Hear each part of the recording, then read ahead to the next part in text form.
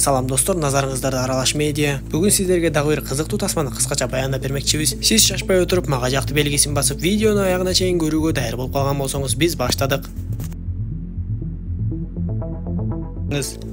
Тасманын башында эле майор Рой аттуу адам психологиялык тесттен өтүп жатканын көрөбүз. Ал бир канча суроолорго жооп берип, тесттен өткөндөн кийин ачык космоско чыгат дагы эле өзүнө тиешелүү жумуштарды аткара баштайт. Көрсө бул кезде адамзат космоско чейин жеткен антеннаны куруп салышыптыр. Рой тейлөө иштерин кылып жатканда эле күтүлбөгөн жерден бир жарылуу сыяктуу нерсе болуп, айтор жогору жактагы Ройго окшогон кызматкерлердин баардыгы эле төмөн жактуу күзгө кулай баштады. Аны көргөн Рой дароо эле өзүнө тиешелүү аймактагы электр энергиясын өчүрөйүн деп аракет кылып, бирок өчүрсө деле болбой, жогору жагында баары бир чыңалуу пайда болот. Таасирден улам Рой дагы башкаларга окшоп эле төмөндө карай кулап жөнөдү. Кулап бара жатканда анын өтө катуу башы тегеренип, бирок жердин атмосферасына сүңгүп кирип кеткенчекти эсин жоготпогонго тырышат. Эгер эсин жоготуп кое турган болсо, бул анын акыркы күнү болуп калмак. Бирок майор Рой мыкты космонавттардын бири болгондуктан, эсин жоготпой кулап келип төмөндөгөндө парашютун ачат. Бирок жогорку жактагы станциядан кулаган ар кандай заттар анын парашютунун бир жак капталын айырып кетип, ошого да карабастан майор Рой жерге ийгиликтүү конуп алат. Үйүнө келгенде ал жердеги жаңылыктар менен таанышып, көрсө кечээден баштап жерде электр энергиясы боюнча таң калыштуу кубулуштар болуп жатыптыр. Аңгыча болбой эле майор Ройду жогору жактан жолугушууга чакырып калышат. Рой ал жака жетип барары менен эле андан сурак ала башташып, андан соң ага сырдуу жашыруун маалыматты көрсөтүшөт. Көрсө Нептун планетасынан ар кандай бөлүкчөлөр чачырап келип, керек болсо жердеги жашоо жоголуп кете тургандай коркунуч туулуп жаткандыгы айтылат. Анан да биз ошол жерден Ройдун атасы Клинфордтагы космонавт болуп, 29 жыл мурун күн системасын изилдеген экспедициялык топ менен бирге кетип, бирок алардын эч бир мүчөсү кайтып келбей дайынсыз жоголгон. Жетекчилердин бири Ройго: "Биз сенин атаң Клинфордтун 29 жылдан бери дайынсыз экенин билебиз. Сыягы сен атаңды өлдү деп ойлоп жатсаң керек. Бирок биз кече күнкү болгон окуялардан кийин жыйынтык чыгарып, сенин атаң али күнгө чейин тирүү деген божомолго келдик. Жана ал азыр Нептун планетасынын орбитасында болушу мүмкүн" деп айтышат. Аны уккан Рой бир аз жаман боло түшүп, ушунча жылдан бери кат кабарсыз кеткен атам тирүүбү деп ойлонуп калат. Бул кезде адамзат айга жана Марска чейин жетүүгө мүмкүн болгондуктан, Ройду дароо эле Марска учурмакчы болушат. Анткени Рой Марстагы станцияга жетип, ошол жактан атасына билдирүү жөнөтүшү керек эле. Балким Ройдун билдирүүсүн алган анын атасы тирүү болгон болсо, кайтарым байланышка чыгабы деп ойлошот. Албетте бул мамлекет тарабынан берилген буйрук болгондуктан, Рой аларга эч каршы чыга албайт.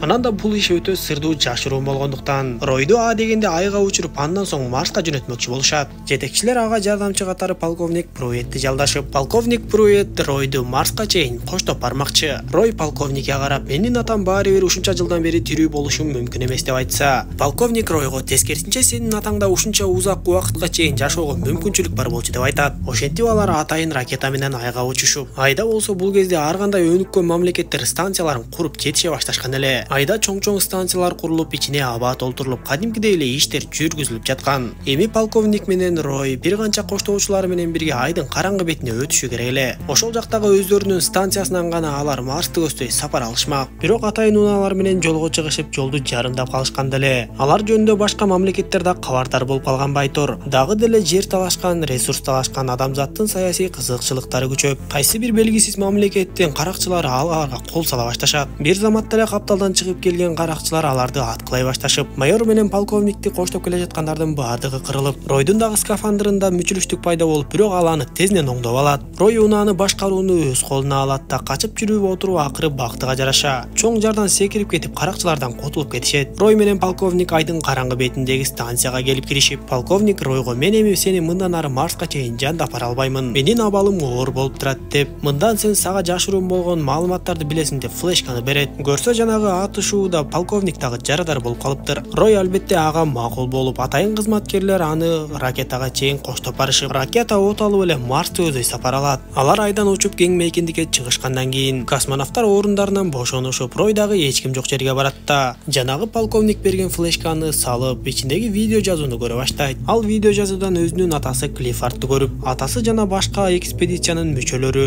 күн системасындагы эң алыскы планеталарды изилдөө үчүн Лима деген проектини ишке ашыруу үчүн кеткенин жана башка да бир топ чындыктарды билет. Кемеде кетип бара жатышып, алар мейкиндиктен дагы бир кемеге туш болушат. Аларга байланышка чыкканга аракет кылышып, бирок ал кемеден эч ким жооп бербегендиктен кийин кемеден 2 космонавт чыгып, ошол кемени текшерип келмекчи болушат. Бирок кеменин экинчи айдоочусу бул нерсеге батын албай жаткандыктан майор Рой анын ордуна мен барып келем деп жөнөп кетет. Алар кемени ачып киришип, бирок кеменин ичинен эч кимди таба алышпай, тезирээк издөө үчүн майор менен экинчи космонавт эки жакка бөлүнүп кетишет. Кеменин бир топ жерлерин карап чыккан Рой экинчи космонавт менен байланышканга аракет кылып, бирок экинчи космонавт такыр эле жооп бербей калды. Анда бир топ жерлерди карап экинчи космонавтты издеп жөнөгөн Рой акыры аны таап, бирок экинчи космонавт артты караган абалда эле титиреп жатканын көрөт.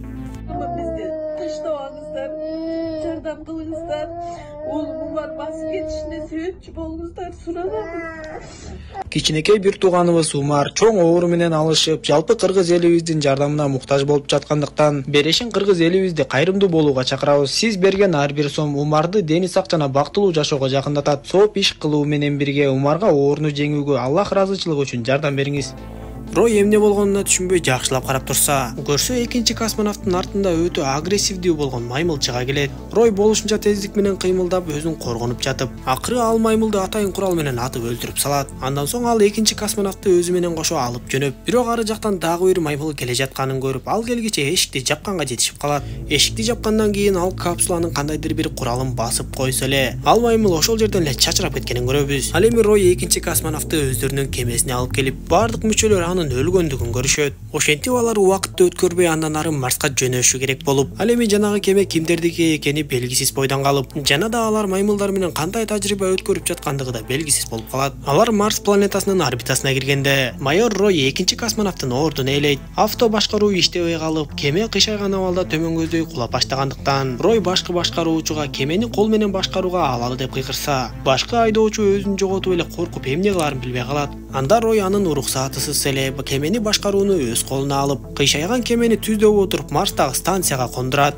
Мындай жагдайды көргөн башка айдоочу Ройдун жөндөмүнө таң калып эле калды. Алар жергиликтүү базага киргенде Ройду Хелен аттуу аял тосуп алып, аны андан ары башкы бөлүмгө алып барат. Ал жердеги жетекчилер дагы Ройду күтүп калышыптыр. Рой дароо эле атайын даярдалган бөлмөгө кирет да, кагазда жазылган атасына арналган катты окуп берет. Бирок ал бир азга ойлонуп отурат да, кайрадан жаңы билдирүү жаздыра баштап, бирок бул жолу ал кагаздағы жазуу менен эмес, өзүнүн ички сезими менен атасына кайрылуу жасай баштайт. Бир аз убакыт өткөн соң эле ал бөлмөгө жетекчилер кирип келип, сиз бизге жардам бергениңиз үчүн чоң рахмат, эми сизди кайрадан жерге жеткирип коюшат деп айтат. Анда Рой дароо эле аларга менин атам тирүү бекен, ал байланышка чыктыбы деп сураса, алар Ройго сиздин милдетиңиз, ишиңиз бүттү, бул жашыруун сырдуу маалымат болгондуктан эч кимге эч нерсе айтылбайт деп коюшат. Ошондо Рой ачууланып, жүрөгү лакылдап бир башкача абалга келет. Кызматкерлер болсо аны тынчтануучу бөлмөгө алып киришет. Бир аз убакыттан кийин ошол бөлмөгө жанагы Хелен деген аял келип, Рой аны менен сүйлөшкүсү келбей кет деп жатса, Хелен Ройго мен сага жашыруун маалыматтарды билдиргени келдим деп айтат. Ал Ройго сенин атаң дагы эле тирүү экен. Сенин атаң менен кошо ошол экспедицияда менин ата-энем дагы бар болчу. Көрсө Лима проектисинин эң негизги максаты күн системасындагы эң алыскы планеталарды изилдөө эмес эле. Канчалык алыс болбосун, бул ааламда бизге окшогон аң сезимдүү жандыктар бар бекенин изилдөөгө кетишиптир деп айтат. Бирок экспедиция мүчөлөрүнүн баардыгы биздин проект максатына жетпей калды деп кайра артка кайтмакчы болушканда, сенин атаң видеодо көрүнүп тургандай аларга каршы чыгып, өз командасынын баардыгын өлтүрүп салыптыр деп айтат. Азыр болсо сени жерге жөнөтүшөт, андан соң атайын топту Нептунга жөнөтүшөт. Алар Нептундун орбитасына кирип, сенин атаң жашап жаткан Лима проектисин толугу менен жардырып жиберишкени жатат деп айтса, Рой Хеленден суранып, мага ошол Нептунга уча турган ракетанын кайда экенин айтып бер. Мен дагы ошол экспедиция менен бирге барып атама жолугушум керек. Атам мени угат деп ойлойм. Мен атамды көндүрөм да кайрадан аман эсен бул жака алып келем деп айтат. Анда Хелен ага кылмыш иши козголоорун билип турса да, Ройго жардам бермекчи болуп, аны Нептунга учатуучу ракетанын жанына таштап кетет. Ал Ройго бардыгын түшүндүрүп бергендиктен Рой дароо эле ошол жердеги жер алдындагы туннелге түшүп, андан соң жер алдындагы суу менен сүзүп барат дагы ракетанын түбүнөн чыгат. Бул кезде ракетанын учушуна саналуу гана секундалар калган эле. Рой болушунча аракетин кылып жүрүп отуруп, акыркы секундалар калганда ракетанын эшигин ачып кирип кеткенге мүмкүн болот. Албетте ракетанын эшиги ачылып жабылгандыгы үчүн белги берилип, космонавттардын баардыгы аны билип калышып,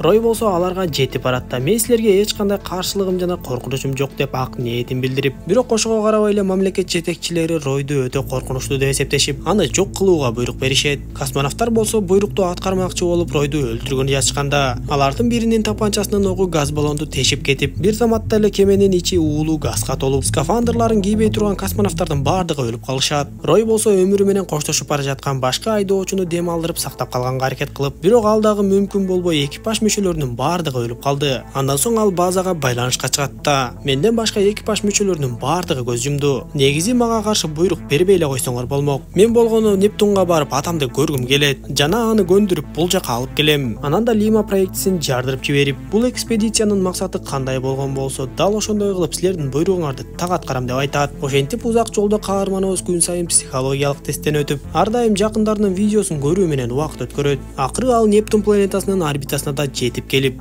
Лима проектисинин кемесине чукулдаганда эле анын кемесиндеги бардык электр жарыктары өчүп калды. Анда Рой Лима проектисине капсула менен жетүүнү туура көрүп, жетекчилердин буйругу менен атайын даярдалган ядерлик бомбаны алат да, андан ары Лима проектисине капсула менен жетип алмакчы болот. Кемеге жетип барган Рой капсуланы кемеге туташтырайын десе, ал нерсе такыр мүмкүн болбой койгондуктан, айласы кеткен Рой капсуладан бомбаны алып чыгып, капсуласы болсо жараксыз болуп эле ошондон ары мейкиндикке сүзүп кетти. Рой кемени ачып ичкериге кирет да, өлүк адамдардан башка эч нерсени көрбөй, кеменин ортосуна ядерлик бомбаны орнотуп иштетет. Туура 3 саат убакыттан кийин Лима проекти толугу менен жарылып жок болот. Дал ошол учурда Рой күткөндөй жогору жактан анын атасынын үнү чыгып, Рой болсо дароо эле атасына: "Мен ушунча жол басып атайын сен үчүн келдим. Үйгө кайтууга убакыт келди" деп атасына айтса, атасы Ройго: "Мен эч жака кайтпаймын, анткени менин үйүм ушул жер. Мен эми эч качан жерге кайтпаймын, анткени менин үй бүлөм жок жана эч кимди жакшы көргөн эмесмин" деп айтса, Рой атасына: "Сен апамды жана мени ушул убакытка чейин таштап кеткениңе мен эч кандай таарынычым жок. Сен бизди жакшы көрбөсөң да биз сени жакшы көрөбүз" деп айтып, канча жылдан бери адам көрбөгөн атасын колунан кармап, акырындан көндүрүп эле скафандр кийип алып кетмекчи боло баштайт. Атасы ошол жерден Ройго: "Сен ушунча жол басып мен үчүн келгениңе сыймыктанам" деп айтып, "Кел экөөбүз бирге Лима проектисин уланталы. Кантип эле бул ааламда бизге окшогон аң сезимдүү жандыктар жок дейсиң. Биз проекттин максатына жеткирип, башка планеталыктарды табышыбыз керек" деп айта баштаса, Рой да болбой атасын үйгө алып кетүүгө көндүргөнгө аракетин кылып, атасы экөөнүн ортосуна арканды байлап кемеден сыртка чыгышат. Бирок атасы дагы такыр эле көкпеттигин көрсөтүп, мейкиндикти көздөй теминип Ройду кошо алып кетет. Анда Рой арканды болушунча тартып отуруп атасына жетип, "Сен такыр туура эмес кылып жатасың" деп түшүндүрсө да болбой, атасы Ройдон кое берүүсүн сурана берет. Акыры такыр жыйынтык чыкпасын сезген Рой арканды кое берип, атасы болсо эбегейсиз караңгы мейкиндикке алыстап баратты. Эми Рой көздөрүн жашылдантып, андан ары эмне кылаарын билбей, жердеги өзүнүн үй бүлөсү жана жакындары жөнүндө ойлонот да, жанагы кеменин бир темирин чыгарып алып, өзүнүн учуп келген кемесин туштап секирип жөнөйт. Калкып жүргөн майда метеориттерге урулуп бараткан Рой секунда сайын атасынын үндөрү кулагына жаңырып ыйлап баратты. Болжолдогондой ал түптүз эле өзүнүн кемесине келип, кемеге урунуп отуруп акыры кеменин бир темирин кармап калганга жетишет. Эгер Рой ушул темирди кармап кала албаса, анда аны дагы түбү жок караңгы мейкиндик жутуп кетмек. Ошентип ал кемени жандандырып жерди көздөй сапар ала баштаганда, Лима проектисине орнотулган ядерлик бомба өтө катуу жарылганын көрөбүз. Узак жолдордон кийин гана Рой жер бетине аман эсен кайтып келүүгө мүмкүн болот. Ушунча болгон нерсеге карабай, эми ал мындан ары үй бүлөсү жана жакындары менен бирге болууну чечип, аларга сүйүүсүн, мээримин берип жашоосун улантат. Тасма ушундайча соңуна чыгат достор. Видео жаккан болсо мага жакты белгисин басып, дос тааныштарыңыз менен бөлүшүп койгонду унутпаңыз. Кийинки видеолордон көрүшкөнчө аман болуңуздар.